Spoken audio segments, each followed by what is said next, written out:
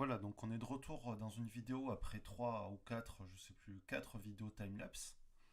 Voilà, et dans ces vidéos timelapse, si vous les avez regardées, vous avez pu voir plusieurs choses. Et puis si vous les avez pas regardées, ben, on va voir dans cette vidéo les explications sur plusieurs détails, sur plusieurs techniques qui ont été utilisées dans ces vidéos. Alors, notamment, on va voir, donc on l'a au niveau du gant. Alors si j'arrive à faire avancer la vidéo.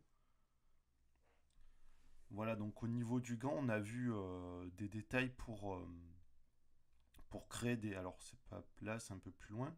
Donc pour marquer un petit peu les coutures et surtout pour faire des angles et des bords beaucoup plus nets. Donc voilà, donc ça c'est quelque chose qui est pas très compliqué. Voilà, donc et ça permet d'affiner la sculpture pour avoir des bords assez nets et aussi pour marquer à certains endroits la liaison entre deux tissus pour les coutures, là, comme on peut le voir pour le gant. C'est une technique qu'on a vue aussi pour le... Alors, pas pour la veste, mais est-ce que je l'ai là? On doit le voir dans le pantalon, voilà. Donc, dans le pantalon, j'ai utilisé un peu la même technique que pour les gants, mais j'ai aussi utilisé une technique qu'on n'avait peut-être pas vu jusque-là, qui est l'utilisation des courbes pour faire des tracés bien précis. Voilà, donc c'est un outil qui est assez sympathique. Et puis, sur le pantalon, j'en ai aussi vu, alors c'est plus tard. Voilà, donc là, des objets séparés, bon, c'est pas bien compliqué. Par contre, c'est où dans la vidéo? Oui, donc là, c'est une technique pour aussi là, pour ces éléments-là, donc qui est tous ces bandes avec les boutons, qui s'adaptaient mal sur la sculpture à cause de toutes les bosses, et donc j'ai créé comment dire, un mesh simplifié pour pouvoir projeter ces autres objets qui s'adaptent bien sur le pantalon. Et enfin, une autre technique qui a permis de l'utilisation de fermeture éclair. Voilà, donc on va fabriquer une espèce de rig de fermeture éclair qui va pouvoir être utilisé ensuite à plusieurs endroits. Là, il a été utilisé, alors il est un peu long à faire, mais il a été utilisé dans le pantalon puisqu'il y a plusieurs endroits où il y a des fermetures éclair. Donc ce qui est bien avec ce petit outil qu'on va fabriquer, c'est qu'il peut s'adapter à plein de surfaces, puisque voilà, à l'aide d'une courbe, on va pouvoir définir la longueur de la fermeture éclair et surtout que la fermeture éclair va suivre la forme de la courbe. Alors ensuite, donc on va revenir. Donc oui, au niveau de la veste, qu'est-ce qu'on a eu à voir comme détail? Alors oui, déjà un problème que j'avais eu, c'est que j'avais utilisé des, comment ça s'appelle? Pour le sweat, enfin pour le t-shirt, un maillage mais pas fermé et du coup ça m'a posé des problèmes au niveau des manches, du cou et du bassin. Donc j'ai refermé le maillage pour pouvoir sculpter correctement. Et donc au niveau de la veste, donc les mêmes techniques que pour le pantalon et les gants. Là une technique pour aplatir, surtout l'utilisation après de masques pour pouvoir projeter des textures. Voilà, donc on fait un masque. Et donc j'ai utilisé une texture en niveau de gris qui a permis de sculpter un motif. Voilà, donc on va voir, je vais revenir dessus aussi sur la façon dont ça s'est fait. Et puis encore une fois, là, l'utilisation des fermetures éclair.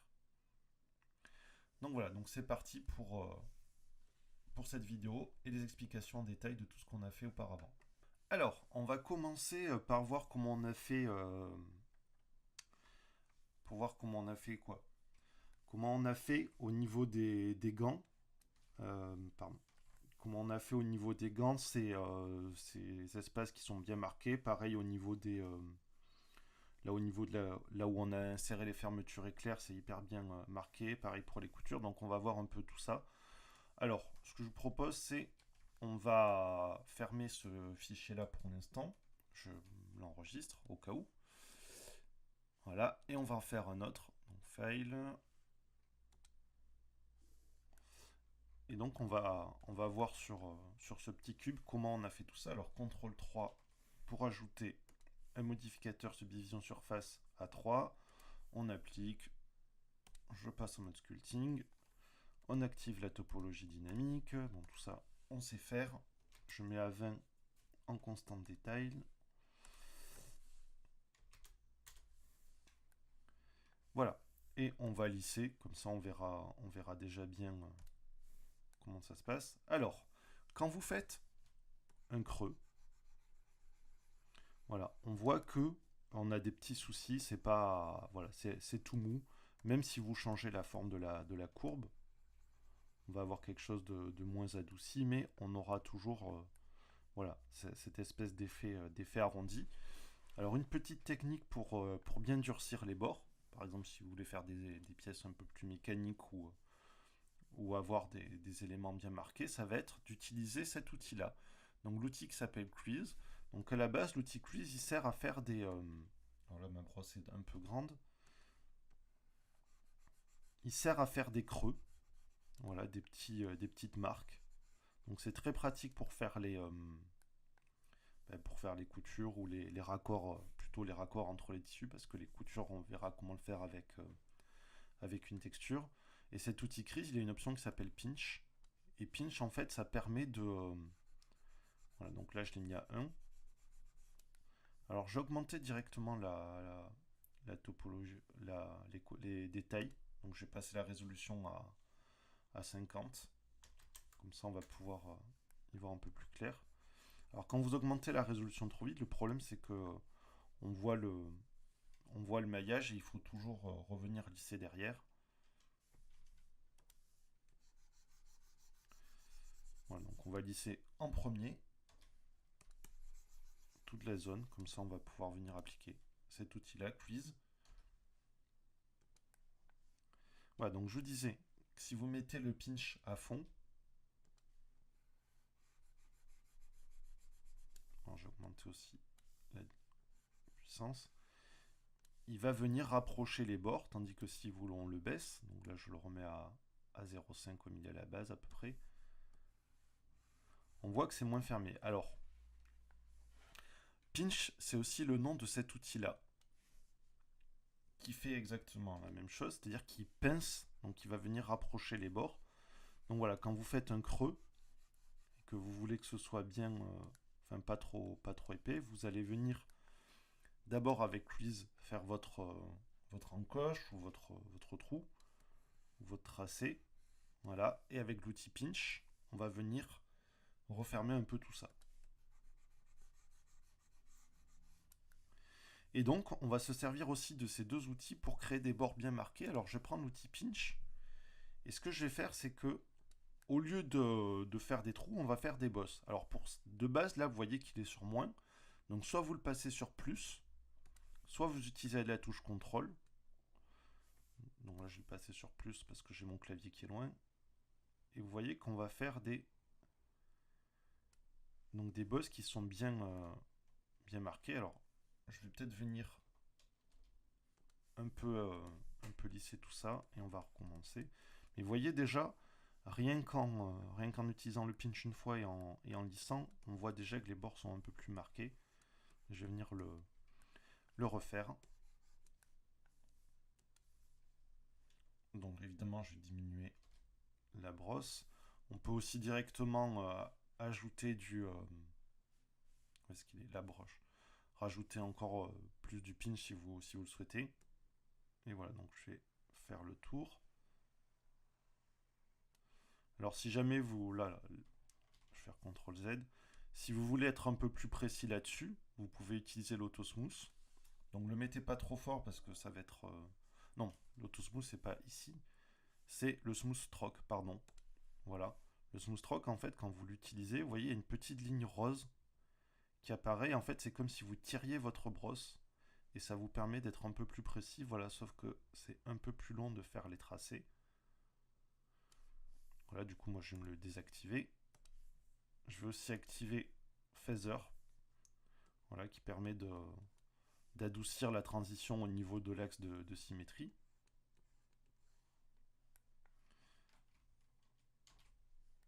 J'essaie d'être bien au milieu.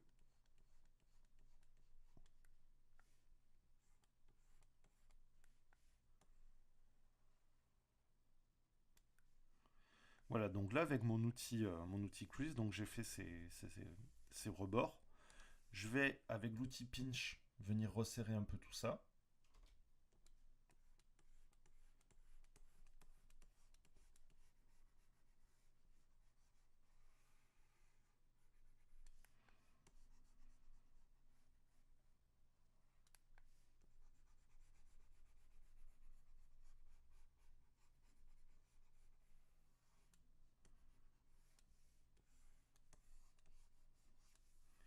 puis avec l'outil pour adoucir, l'outil Smooth, on va venir lisser un petit peu.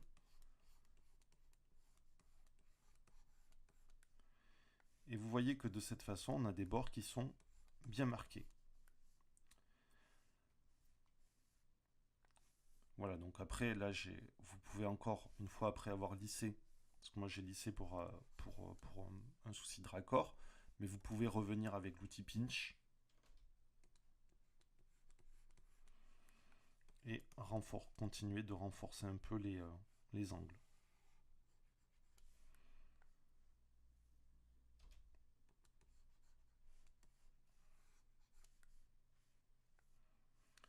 Donc voilà pour cette technique, et on va voir maintenant comment utiliser exactement la même chose, mais en utilisant comment ça s'appelle, d'autres types de stroke. Donc le stroke, c'est le geste, le tracé de la brosse.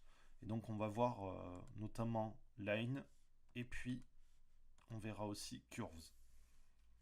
Maintenant, donc, on va voir comment continuer à sculpter en précision avec deux types de strokes, donc deux types de coups de brosse.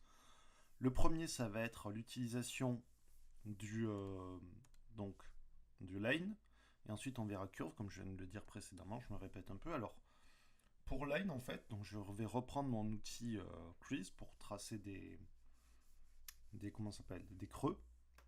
Donc, je vais activer la topologie dynamique. Là, pour aller plus vite, vu que c'est un nouvel objet, je vais passer en détail constant. Je vais mettre directement, je sais pas, 80. Je pense que ça suffira. J'active le phaser, donc l'adoucissement sur les axes de symétrie. Puis voilà, j'ai un cube et là, je vais activer le miroir en X, Y et Z. Voilà.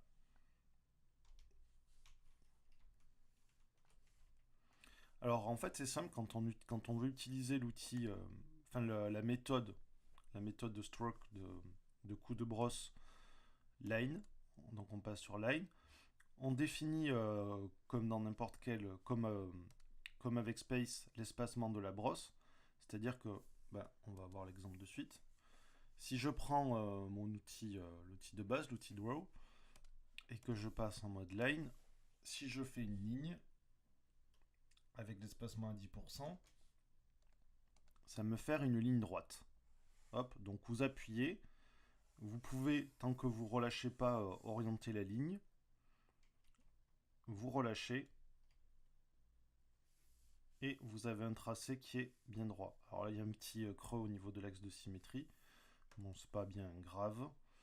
Je vais juste activer le smooth shading. Voilà. Et par contre, si vous utilisez un autre type d'espacement, donc si par exemple je mets 100, donc 100, ça veut dire qu'il y aura la taille de l'espace de la brosse entre chaque coup. Donc si je trace une ligne, voilà, et du coup ça permet de faire plein de petits points. Si je passe à 200, on aura encore un plus grand espacement et ainsi de suite. Voilà. Je ne sais pas pourquoi ça fait. Ah oui, ça fait ça parce que j'ai activé la symétrie sur tous les axes. Donc du coup, si je la mets juste sur l'axe X,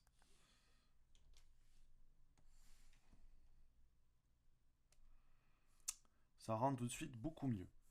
Voilà, donc ça c'est assez simple et donc on peut l'utiliser conjointement avec plusieurs brosses les unes après les autres. Donc par exemple, si je veux faire un trait de raccord entre deux pièces de tissu, je vais utiliser donc mon outil crease.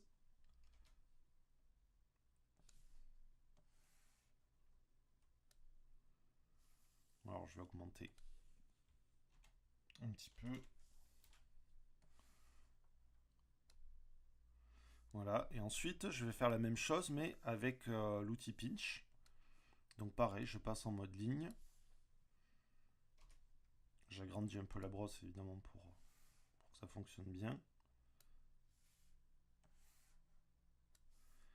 Et donc je vais venir resserrer tout ça et comme ça vous pouvez venir détailler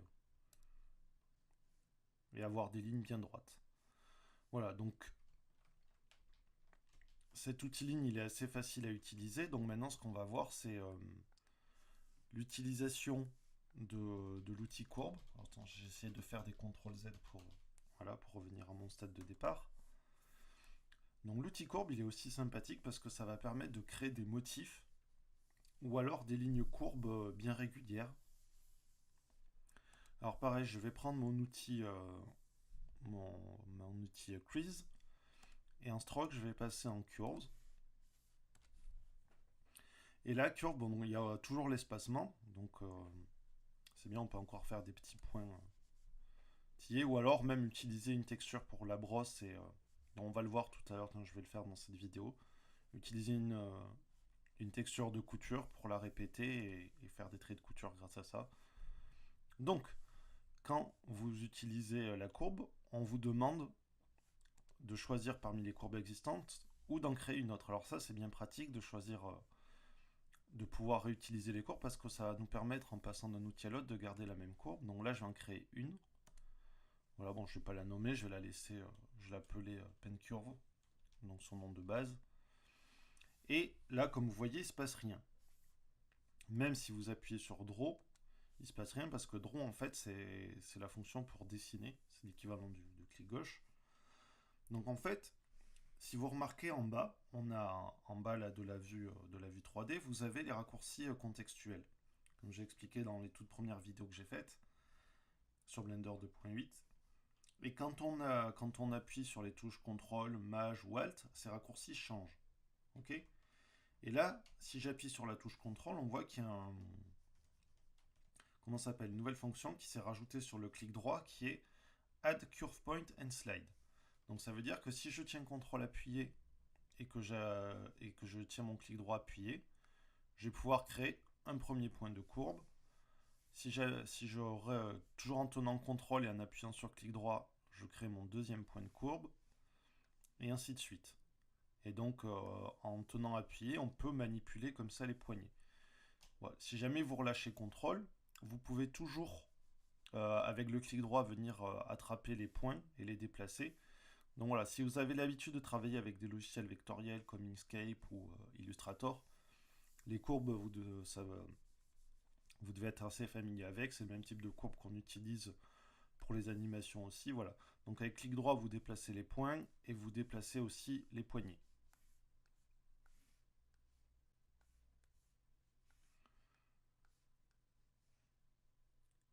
Voilà, et si vous appuyez sur CTRL, vous pouvez continuer à ajouter des points. Donc voilà, donc comme ça permet de venir faire des formes. Donc moi, si vous avez vu la vidéo, le timelapse par exemple sur la sculpture du pantalon, vous avez vu que je l'ai utilisé beaucoup au niveau des poches, au niveau des coutures de la jambe. Voilà, ça permet de faire des choses pas mal, même sur la veste, je l'ai utilisé.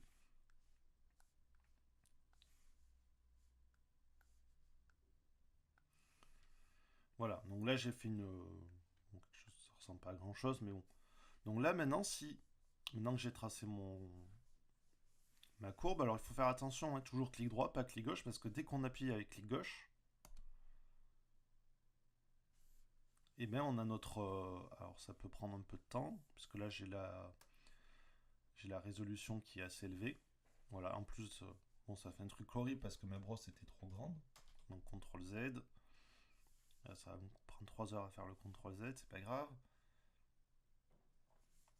Donc voilà, donc faites bien attention à surtout pas faire un clic gauche pendant que vous manipulez la courbe, sinon vous allez vous retrouver avec quelque chose comme ça.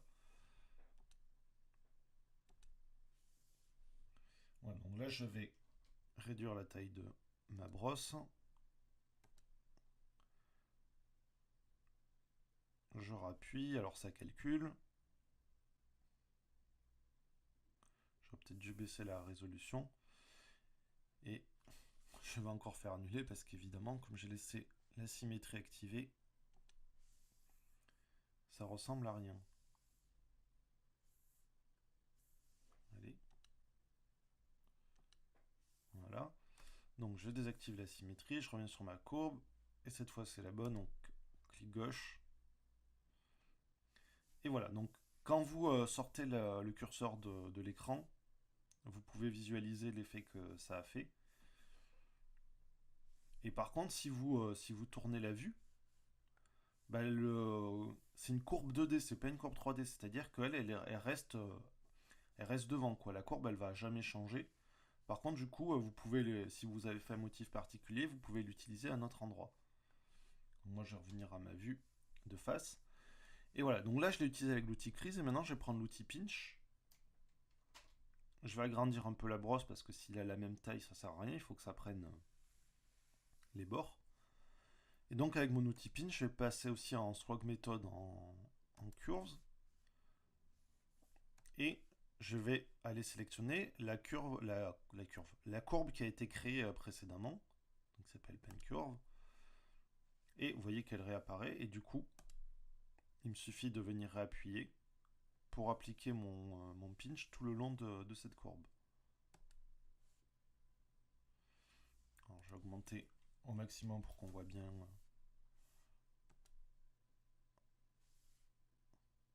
Ok, donc on voit que là, ça s'est resserré.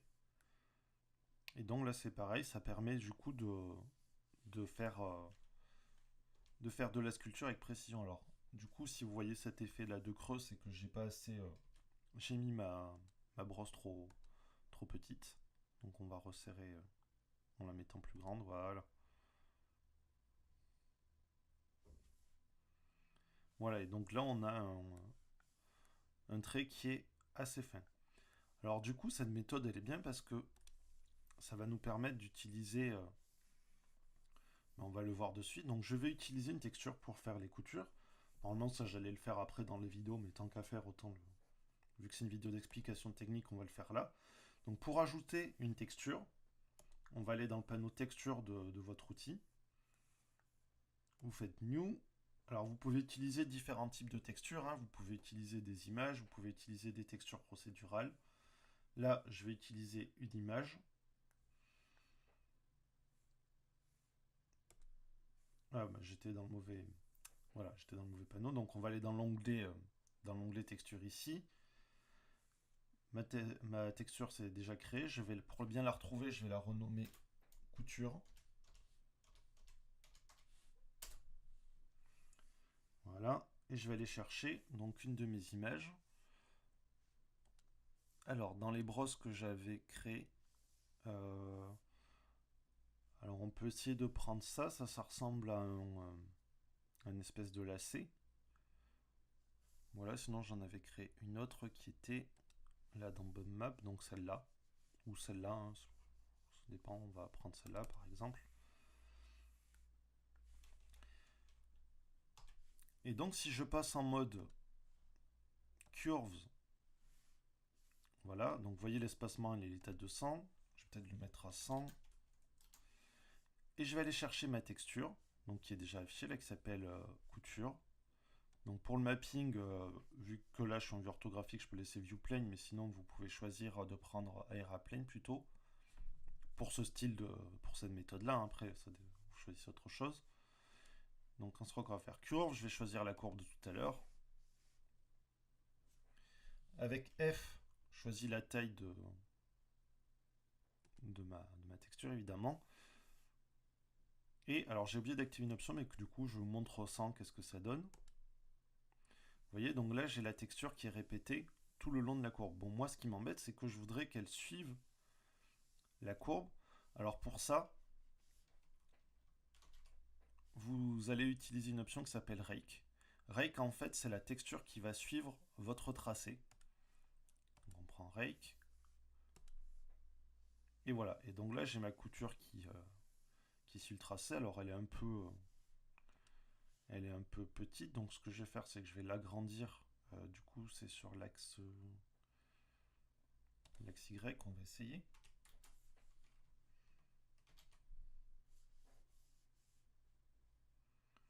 Quoique sur l'axe Y, j'ai peur de la faire grossir. C'est peut-être plus sur l'axe Z. Je sais pas quelles coordonnées utilisent les textures, c'est les coordonnées 3D ou autres. On va voir. Hein. Hop. Non, bah c'était une très mauvaise idée.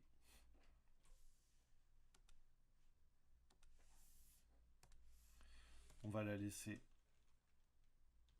à 1 du coup, je verrai ça plus tard. Et donc par contre sur l'angle, puisque c'est une couture, ben, je vais peut-être la pencher un petit peu. On va réduire l'espacement à 75%. Et voilà, du coup on se retrouve avec des petites pointillés de couture. Voilà, c'est pas mal. Si je change de texture, que je vais récupérer celle que j'ai téléchargée sur le site de ZBrush, notre logiciel de sculpture, mais qui lui est payant. Par contre, ils sont sympas, ils offrent comment ça s'appelle, des textures alpha gratuites. Alors j'espère que dans les vidéos des timelapse, je l'ai laissé assez longtemps. Sinon, pour la retrouver, pour retrouver toutes ces textures, vous tapez ZBrush, ou ZBrush plutôt à l'anglaise. Voilà. Et donc c'est le Download Center. Voilà, donc au niveau de l'URL, vous avez pixologic.com/zbrush/downloadcenter/alpha. Et donc ici, donc vous avez une sculpture de Princesse Mononoke. Bon, ils auraient pu éviter de la sexualiser comme ça, mais bon, c'est pas grave. Et donc vous avez plein de textures dites alpha, donc ce sont des textures en niveau de gris qui vont pouvoir servir de brosse pour vos sculptures. Voilà, donc sur la vidéo de la veste, moi j'ai récupéré ici ce motif-là. Vous avez plein de motifs. Voilà, en textile, c'est là où j'ai récupéré du coup mon espèce de lacet et la brosse que je vais peut-être utiliser pour le pantalon pour les plis. Voilà, bref. Donc maintenant, vous savez où télécharger ces super textures alpha. Voilà, donc là, si je change avec celui-là,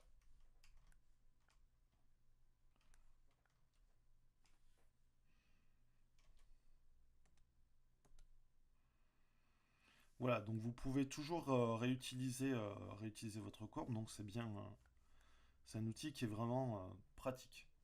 Voilà, donc maintenant dans la fin de la vidéo, ce que je vais faire, c'est que je vais vous montrer comment j'ai réalisé la fermeture éclair. Vous allez voir que c'est assez simple et ça peut faire des choses pas mal et ça pourra vous donner des idées peut-être pour d'autres choses. Voilà, donc j'ai pris un nouveau fichier pour faire cette dernière partie. Alors c'est pas vraiment de la sculpture, mais voilà, plutôt que de sculpter à la main ou avec des textures, ces fermetures éclairs, j'ai préféré le faire en modélisation. Alors, ce que j'ai fait, c'est que déjà, on va ouvrir PureRef pour avoir nos références, puisque dans PureRef, j'avais téléchargé des images de fermeture éclair. Toujours important, je répéterai jamais assez, d'avoir des références à côté. Ça va vous permettre de faire vraiment des choses plus crédibles. Même si vous faites de la fantasy, même si vous faites de la science-fiction. Alors, où est-ce que j'ai fichu les fermetures éclairs? Elles sont là. En tout petit, mais elles sont là. Donc première chose à faire, c'est que il va falloir faire ces petites les crans ou les dents, je sais pas trop comment ça s'appelle, je connais pas grand chose en couture.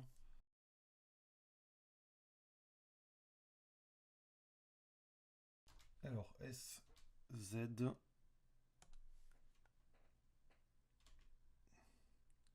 Donc voilà, donc là je fais la modélisation du comment ça s'appelle. Oups, j'ai déjà oublié d'agrandir cette partie. Donc des dents. Alors comme c'est tout petit, je suis pas rentré dans le détail dans le détail, hein. Donc là je fais un shade smooth. Vous m'avez peut-être vu le faire plusieurs fois, le shade smooth, donc ça permet de lisser les faces entre elles. Sauf que là c'est trop lissé, donc ce qu'on fait c'est qu'on va aller dans les normales, on va activer l'auto smooth. Et l'auto smooth ça permet de lisser les faces à partir d'un certain angle, donc là c'est à partir de 30 degrés. Voilà, donc ça me va. C'est peut-être pas assez d'ailleurs, puisque là on voit que c'est pas lissé au bout, donc j'ai augmenté. On va essayer d'aller, je pense qu'au-delà de. Voilà. Là c'est bien, je suis à la 45 et donc ça me lisse ça. C'est parfait. Ensuite, on va aller ajouter un.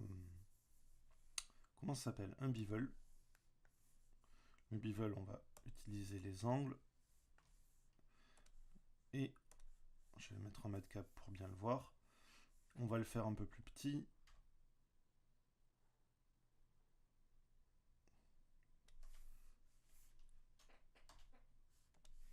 Donc le modificateur bevel, pour ceux qui ne connaissent pas ou qui ne se souviennent pas, c'est un modificateur qui rajoute des biseaux le long de certaines arêtes.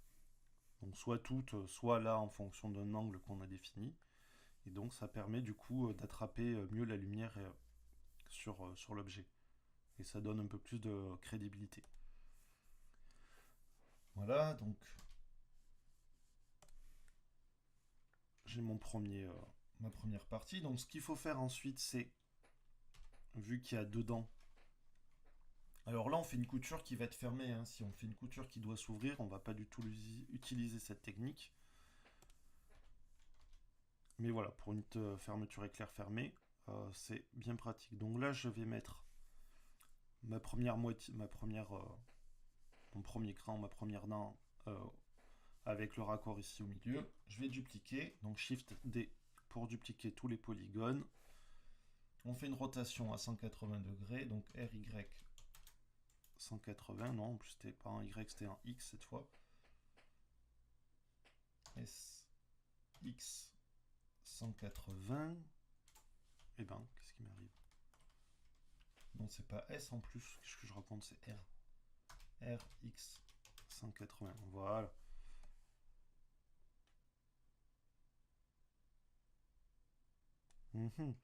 Oui, du coup, j'ai pas hyper bien fait les. Alors, plutôt que de faire ça, je vais d'abord bien faire ma forme. Donc, je vais supprimer tous les points. Je vais venir dupliquer cet objet-là. Alors, pour dupliquer, en plus, je me crée le truc en vue de côté, donc je repasse en vue de face. RZ90. Ouais, pas du bon côté, mais c'est pas grave, on va appliquer la rotation, voilà, comme ça, on voit là, toutes les rotations sont à 0, l'échelle est à 1, tout va bien. Alors là, je vais dupliquer l'objet. Alors pour dupliquer, on peut faire soit duplicate, donc on crée comment ça s'appelle, une copie, soit on fait duplicate linked, où là on va faire un clone en fait. Et du coup, quand on va faire des modifications dans le premier objet, ça va se refléter sur le clone. Donc je vais faire Alt D, donc pour duplicate linked. Alt D, ça duplique mon objet. Là on fait RY180 pour le tourner. Et je vais aller placer mon truc ici. Voilà, et maintenant je vais prendre mon premier objet. Ce que je vais faire, c'est que je vais, du coup, puisque là il y a pas, le raccord sont pas bons, on va déplacer.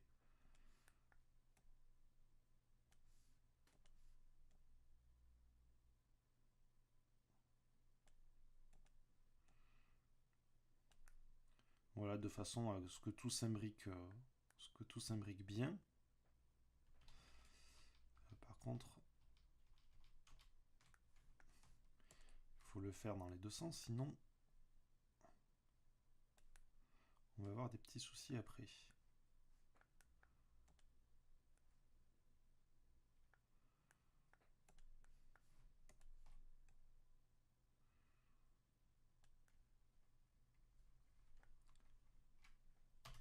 Voilà, donc maintenant qu'on a nos crans, ce qu'on va faire, c'est qu'on va on va les dupliquer.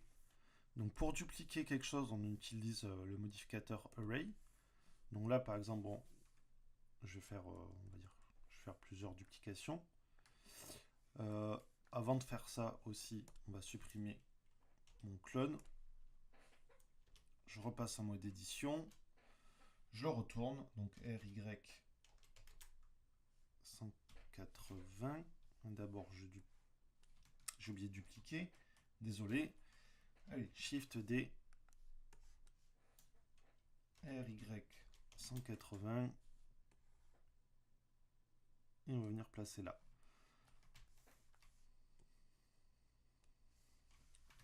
Voilà, donc de base, le modificateur array, il duplique sur l'axe X. En fait, vous avez ici un relative offset. Donc c'est ce qu'ils appellent relative offset, c'est une valeur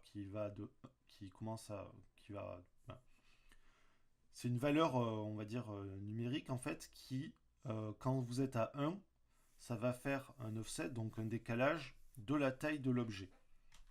Ok. Si je mets 2, ça va laisser l'espace d'un objet entre les deux. Voilà, donc là, il se fait en X, du coup, puisque c'est la première des lignes. Et moi, je veux qu'il se fasse en Y. Voilà, donc je vais mettre un en Y. Et là, voilà. Donc, c'est un bon exemple. Du coup, vu que mon objet, sa hauteur en Z, d'ailleurs c'est en Z.Y, sa hauteur en Z va de là à là, du coup, les trucs s'emboîtent pas. Donc, je vais devoir réduire un peu l'offset relatif pour avoir voilà, un bon raccord entre les deux. Voilà, là c'est très bien.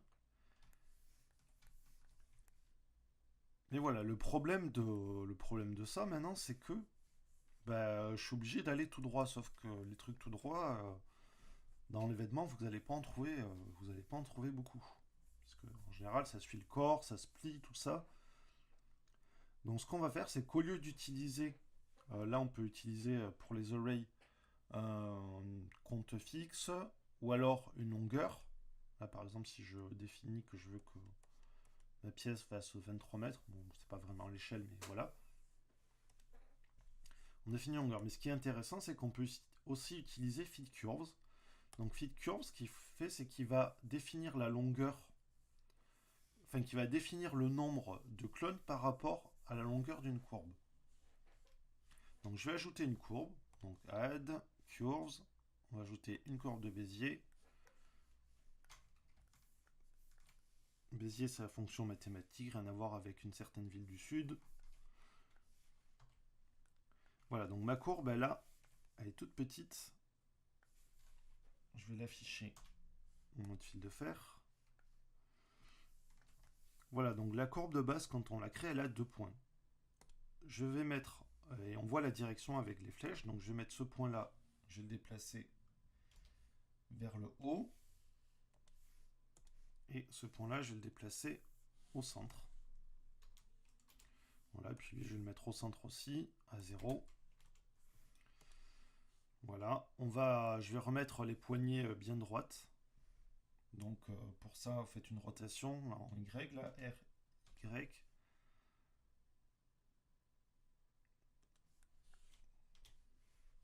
Voilà, pour être plus simple, on peut faire aussi une mise à l'échelle. Donc en fait, il va faire la mise à l'échelle sur les 3 points. Donc là, si je fais S, X et 0, ça me les réaligne. Et je vais faire pareil ici, je tourne pour que ce soit à peu près droit. Et S, X, 0 pour aligner. Voilà, donc là j'ai ma courbe qui est bien droite. Je vais voir sur le côté. Non, bah là sur le côté du tout, elle n'est pas bien alignée. Donc là on est une rotation sur l'axe X et SY 0, donc pour aligner sur l'axe Y. Voilà, donc là j'ai ma courbe qui est bien droite. On verra après qu'on peut la modifier. Donc on va venir utiliser dans notre modificateur array cette courbe. Voilà. Et donc là, quand je passe en mode édition, on voit que la fermeture éclair, enfin le nombre de dents, varie en fonction de la hauteur de courbe. Par contre, si je bouge la courbe d'un côté à l'autre, bah voilà, il prend la hauteur, mais c'est tout. C'est pas le plus intéressant. En revanche, si on vient associer au modificateur array un modificateur courbe, ici, donc ce que fait le modificateur courbe, c'est qu'il va déformer l'objet en fonction d'une courbe. Donc je vais prendre ma courbe. Voilà, alors ensuite il faut lui indiquer la déformation d'axe, donc pour moi c'est Z. Et bien maintenant, si je passe en mode édition et que je viens bouger ma courbe, alors là il suit. Donc il va la tourner parce qu'il n'arrive pas à bien voir l'orientation, mais bon ça c'est pas un grand souci. Ce qui est intéressant par contre, c'est que quand j'ai bougé mes poignets, on voit que la fermeture éclair suit l'orientation des poignets. Donc je fais R, Y. Voilà, et de cette façon, on va pouvoir faire une fermeture éclair à notre convenance. Alors moi je l'ai faite avec 2 points. mais on peut en rajouter plus, hein, pour affiner encore plus notre courbe. Alors là, évidemment, elle n'est pas tournée dans l'orientation que je veux. Alors pour tourner, pour changer l'orientation d'une courbe, ça s'appelle le tilt. Donc ici, on a une option qui s'appelle tilt, donc, ou qui s'active avec CTRL T. Donc si je fais CTRL T, je vais pouvoir, hop là, je manipule là plutôt, on va pouvoir, du coup, zut, donc CTRL T, on va pouvoir changer l'orientation de notre courbe, donc c'est bien pratique. Voilà, CTRL T, et on change l'orientation de notre courbe. Alors, si on veut rajouter les points, on peut le faire avec E, comme une extrusion. Voilà, et donc ça va nous rajouter... alors, je vais passer en ombrage solide pour qu'on le voit bien. Voilà, donc faites E, c'est comme si on faisait une extrusion.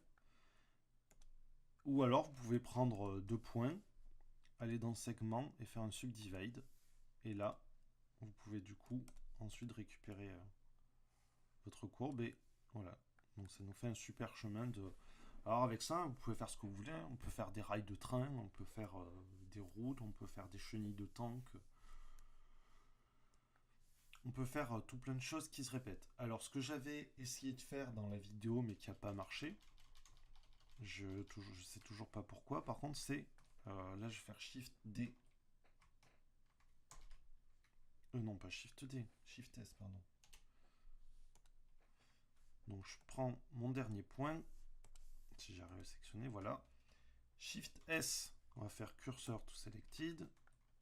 Je repasse en mode objet et je vais ajouter un objet neutre, donc un empty.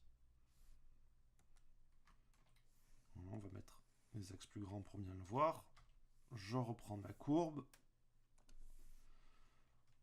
Je passe en mode édition. Shift S, Cursor to Selected. Et là, je vais rajouter un deuxième empty.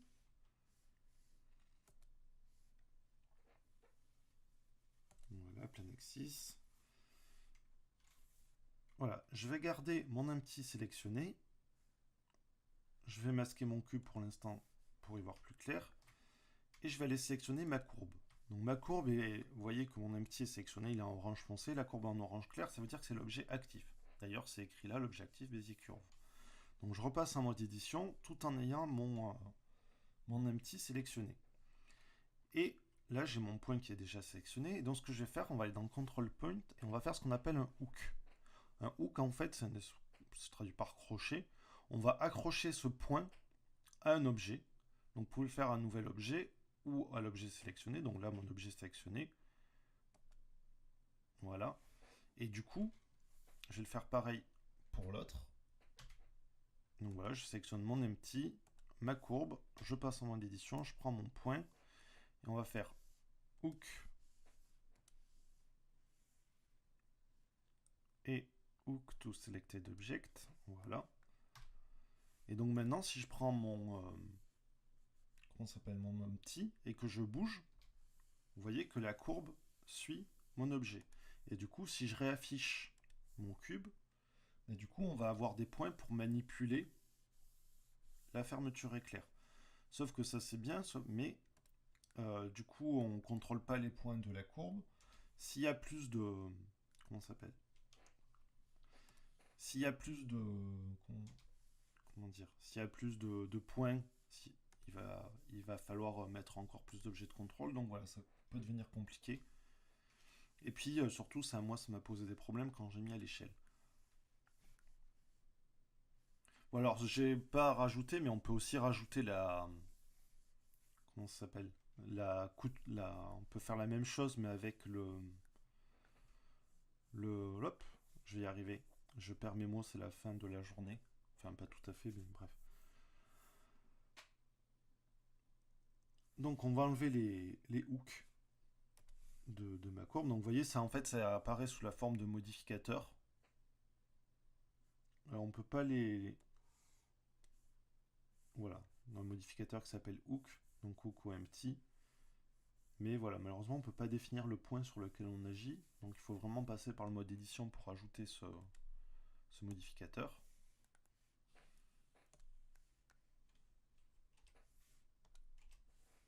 Voilà, donc je vais reprendre mon cube, je vais masquer le ray et la curve, voilà.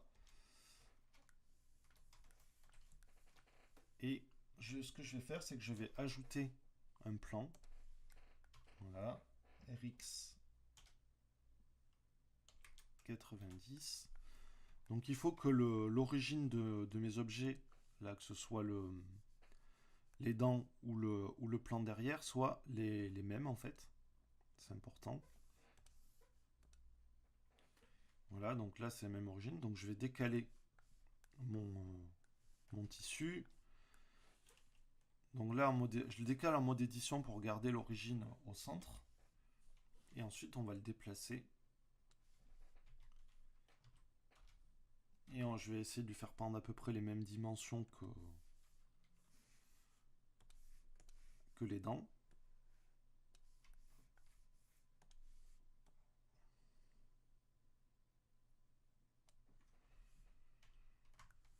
Voilà, et on va ajouter les mêmes modificateurs, donc array avec fit curves. Voilà, sauf que là, la courbe, du coup, on va reprendre la même, sauf qu'on veut que ça le fasse sur l'axe Z. Et un autre modificateur qui est le curve. Voilà, donc on reprend la même courbe. On est toujours sur l'axe Z. Voilà, et donc ça va suivre. Alors comme c'est un gros objet, donc là on voit qu'il y a des petits problèmes de raccord. Donc ce qu'on va faire, c'est qu'on va utiliser ici l'option merge de array. Et on va augmenter un peu la distance.